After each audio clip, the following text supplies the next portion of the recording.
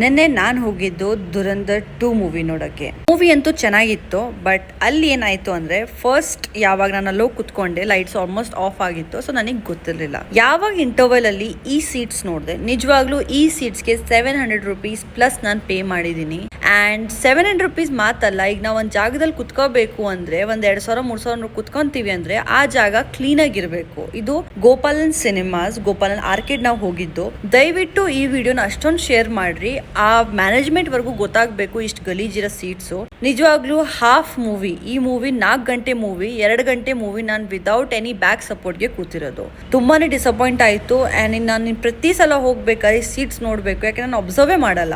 ಮನೆಗೆ ಬಂದ್ಬಿಟ್ಟು ನಾವು ಸ್ವಲ್ಪ APMC ಇಂದ ಐಟಮ್ಸ್ ತರಬೇಕಾಗಿತ್ತು. ನಾನು, ಮಮ್ಮಿ ಆ್ಯಂಡ್ ನನ್ನ ತಮ್ಮ ಹೊರಟ್ವಿ. ಆ್ಯಕ್ಚುಲಿ ಇದಾದ್ಮೇಲೆ ನಾವು KPNಗೂ ಕೂಡ ಹೋಗಬೇಕು. ಮನೆಯಲ್ಲಿ ನಮ್ಮಮ್ಮ ರೇಷನ್ ಎಲ್ಲ ತುಂಬ್ಕೊತಾ ಇದ್ದಾರೆ, ಬಿಕಾಸ್ ಆಚೆ ಪರಿಸ್ಥಿತಿ ಸ್ವಲ್ಪ ಕೆಡ್ತಾ ಇದೆ ರೀತಿಯಿಂದ.